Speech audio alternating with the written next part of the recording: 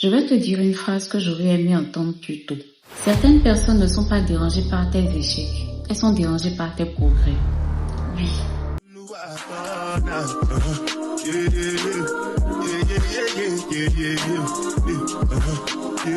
Tant que tu doutes de toi, tant que tu restes à la même place, tu rassures certaines personnes. Mais le jour où tu commences à te relever, ça dérange. Tu commences à prendre confiance en toi, à dire non, à croire en tes projets, à visualiser ton avenir. Ça dérange beaucoup de gens. Et ils changent de comportement. Ces personnes-là deviennent plus critiques, plus froids, moins encourageants. Ils s'éloignent de toi. Et toi, tu commences à te poser des questions. Tu te demandes, mais qu'est-ce que j'ai fait de mal? La réponse va te surprendre. Tu n'as rien fait de mal. Tu es juste en train de devenir quelque chose que certaines personnes n'espéraient jamais que tu deviendrais. Alors aujourd'hui, on va en parler. On va essayer de comprendre pourquoi est-ce que certaines personnes applaudissent tes échecs, mais deviennent silencieux lorsque tu réussis. Mais avant de continuer, abonne-toi, like, commente et partage. Il y a quelque chose que j'ai mis des années à comprendre. Je pensais que lorsqu'on aime quelqu'un, on est heureux de le voir réussir. Je pensais que nos proches étaient automatiquement nos plus grands supporters, que nos amis seraient les premiers à applaudir, que notre famille serait fière, que ceux qui nous aiment voudraient forcément nous voir réussir. La vie m'a montré quelque chose de plus complexe. Tous ceux qui t'aiment ne sont pas forcément heureux de te voir réussir. Ce n'est pas parce que ces personnes sont mauvaises, mais c'est parce que ta réussite réveille quelque chose de mauvais en eux. C'est de ça dont j'ai envie qu'on parle aujourd'hui. Pas avec colère, pas avec haine, mais avec beaucoup de lucidité. Je vais d'abord te poser une question. Est-ce que tu t'es déjà rendu compte qu'il y a des personnes qui t'encouragent lorsque tes rêves restent des rêves? Elles te disent, lance-toi, tu peux y arriver, vas-y. Mais dès que tu commences vraiment à te lancer, à changer, à évoluer, leur énergie aussi change. Elles trouvent toujours une critique, un doute, un moyen de te montrer que ce que tu as commencé ne va pas marcher. Au début, tu te dis qu'elles veulent te protéger. Et c'est ce que moi aussi je croyais. Mais après, tu te rends compte que ce n'est pas de la protection, c'est de l'inconfort. Ton évolution les oblige à regarder leur propre mobilité. Et ça, c'est difficile à accepter. Tu sais, je crois qu'on se trompe souvent sur la jalousie. On imagine une personne qui nous déteste, qui parle mal de nous, qui nous attaque ouvertement, alors que la réalité est différente. Dans la vraie vie, la jalousie est discrète. Elle peut se cacher derrière un sourire, derrière un conseil. Par exemple, tu annonces un nouveau projet et la première question c'est « Tu es sûr? Tu crois que c'est le bon moment? Et si ça ne marche pas? Franchement, c'est compliqué. » Sur le moment, tu te dis que cette personne veut te protéger. Parfois, c'est vrai. Mais parfois, ce n'est pas de la protection, c'est de la projection. Ces personnes ne parlent pas de tes limites, elles parlent de ses limites. Il y a une énorme différence parce que on conseille souvent les autres avec nos propres peurs. Une personne qui n'a jamais osé créer son entreprise te dira que c'est risqué. Une personne qui n'a jamais quitté une relation toxique te dira de rester. Une personne qui n'a jamais cru en elle ne croira pas en toi. Ce n'est pas toujours de la méchanceté. C'est que parfois, on a du mal à emmener quelqu'un d'autre plus loin que là où on est. Et cette fois, j'aurais aimé l'entendre il y a des années parce que j'aurais arrêté de demander l'autorisation avant de vivre. Avant, lorsque j'avais une idée, je pourrais la raconter à quelqu'un parce que j'avais besoin que cette idée soit validée par quelqu'un d'autre. Et quand la personne hésitait, moi aussi j'hésitais. Si elle avait peur, moi aussi j'avais peur. Si elle doute, moi aussi je doute. Je donnais des clés de confiance à des personnes qui ne vivaient pas dans ma vie, dans mon corps. C'est complètement fou. Elles ne vivent pas ma vie. Elles ne vivent pas mes rêves. Mais elles ont le droit de les arrêter. C'est incroyable. Aujourd'hui, je fais complètement l'inverse. Je rêve, je crée, je travaille, je me construis, j'avance et je parle ensuite. Parce que j'ai compris que tout le monde n'a pas le droit de connaître la graine que je suis en train de semer. Elles n'aiment que les fleurs. Elles ne sont pas capables de s'occuper des graines. Et ça, en fait, ce n'est pas grave. Il faut juste savoir à qui tu confies tes projets. Je vais te dire quelque chose qui fait beaucoup réfléchir. Les gens célèbrent souvent les réussites une fois que c'est visible, une fois que c'est évident. Mais elles n'applaudissent pas lorsque tu commences le travail pour arriver à cette réussite-là. Quand tu débutes, ça fait peur. Quand tu changes, tu déranges. Quand tu grandis, tu bouscules les habitudes des gens. Parce qu'en fait, sans le vouloir, tu rappelles aux autres ce qu'ils repoussent depuis des années. Et parfois, le simple fait que tu oses les mettre face à leurs difficultés de se lancer, d'évoluer. Il y a une phrase qu'on ne dit pas souvent, mais c'est tellement évident.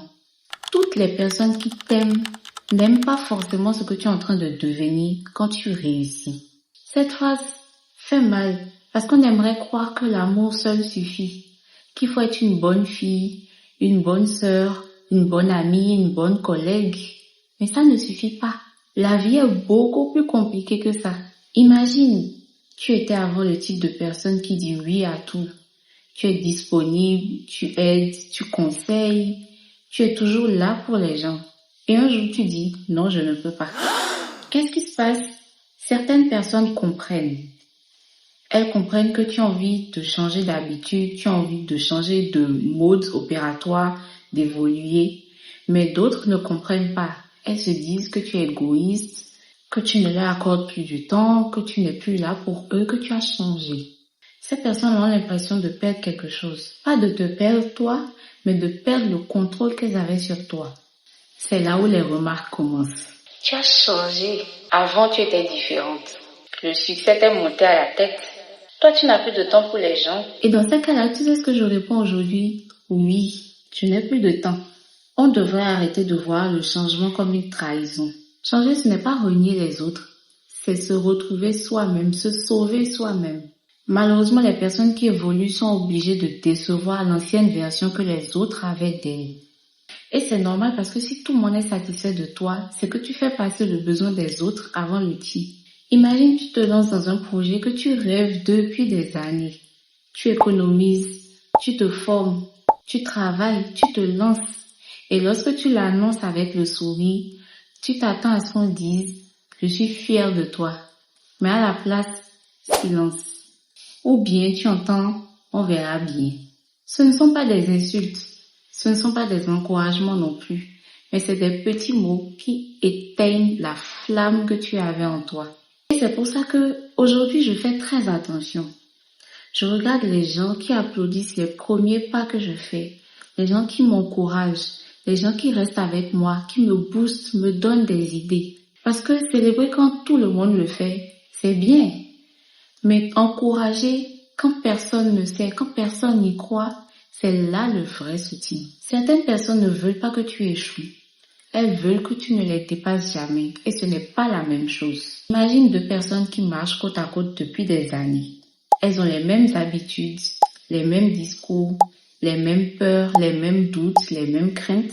Et puis un jour, l'un d'eux commence à courir. Il travaille sur lui, évolue, avance, ose, crée des projets. Tu sais ce qui se passe souvent? L'autre personne n'a pas deux choix. Elle en a trois. Soit elle court avec toi, soit elle reste sur place en t'encourageant, soit elle te convainc de ralentir. Et malheureusement, beaucoup de personnes choisissent la troisième option. Pas parce qu'elles te détestent, mais parce qu'elles n'ont pas le courage de faire la même chose que toi. L'erreur que j'ai faite pendant des années était de croire que tout le monde était heureux pour moi. Moi, je suis quelqu'un qui est sincèrement heureuse quand je vois les gens autour de moi évoluer. Quand quelqu'un trouve du travail, je suis contente. Je l'aide même à trouver du travail. Quand une femme crée son entreprise et son entreprise explose, je suis admirative. Quand quelqu'un réalise un rêve, je dis « Waouh, c'est incroyable. Si elle peut le faire, c'est que je peux le faire aussi. » Et pour moi, c'est que tout le monde fonctionnait comme ça. Puis j'ai remarqué qu'il y a des gens qui applaudissent tes petites réussites, tant que tes réussites restent petites. Mais dès que tu commences à évoluer, dès que tu commences à prendre de l'ampleur, il y a des changements. Un silence s'installe. À ce moment, je me demandais pourquoi cette personne se comporte comme ça envers moi. Pourquoi elle ne me pose plus de questions par rapport à mon projet? Puis j'ai compris, parce que parfois le silence, c'est une réponse. Et c'est pas grave. Tout le monde ne peut pas t'aimer. Tout le monde ne peut pas célébrer les victoires comme tu le fais. Parce que beaucoup de gens vivent dans la comparaison. Ils regardent ton parcours, ils regardent ton évolution et lorsque tu évolues, ça les dérange. Lorsque tu avances, ils ont l'impression de reculer, alors que la vie, ce n'est pas la course. Le soleil ne brille pas moins parce que la lune existe. Je ne sais pas pourquoi on nous fait croire qu'il n'y a pas de la place pour tout le monde, alors que chacun d'entre nous peut briller dans son domaine. On a tellement appris à se comparer qu'on oublie que chacun a son propre chemin, chacun a son propre destin et c'est triste. La comparaison détruit beaucoup de familles, beaucoup d'amitiés, beaucoup de relations qui auraient pu être magnifiques. Aujourd'hui, je ne cherche plus des personnes qui applaudissent fort. Je cherche des personnes qui restent même quand ma vie change. C'est facile d'être là quand tout va mal parce que tu rassures, on n'a pas peur de toi. Mais rester heureux quand quelqu'un évolue, ça demande une vraie force intérieure. On est humain. Ça demande d'être en sécurité soi-même, d'être mentalement fort et ça tout le monde ne l'a pas. Laisse-moi te dire quelque chose. Ce n'est pas que certaines personnes veulent te voir échouer. Elles ont juste du mal à te voir réussir. Arrête de demander à tout le monde de croire en tes rêves parce que tout le monde n'a pas la capacité de voir ce que toi tu vois. Certaines personnes voient des risques, d'autres voient des possibilités. Certains voient des obstacles, d'autres voient le chemin. Ce n'est pas à toi de convaincre tout le monde. Ton rôle, c'est de rendre crédible ce rêve auprès des autres. Rends-le réel. Donc continue. Même si certaines personnes doutent, même si on ne croit pas en toi, même si on ne te booste pas, même si on ne te montre pas qu'on a envie de te voir évoluer, continue. Les bonnes personnes ne seront pas intimidées par ton évolution. Elles seront inspirées par ça. Entoure-toi des personnes qui sont là lors de tes premiers pas, qui célèbrent tes petites victoires, qui te rappellent qui tu es les jours où toi-même tu oublies. Et surtout, arrête de diminuer ta lumière pour que les autres soient plus à l'aise. Brille sans demander la permission. Brille pour toi-même. Brille pour ton évolution. Et si tu veux faire partie de celles qui veulent enfin construire une vie qui leur ressemble, abonne-toi. Parce qu'ici, on ne veut pas être meilleur que tout le monde. On veut être la meilleure version de nous-mêmes. Et ça, personne ne devrait te faire culpabiliser pour ça.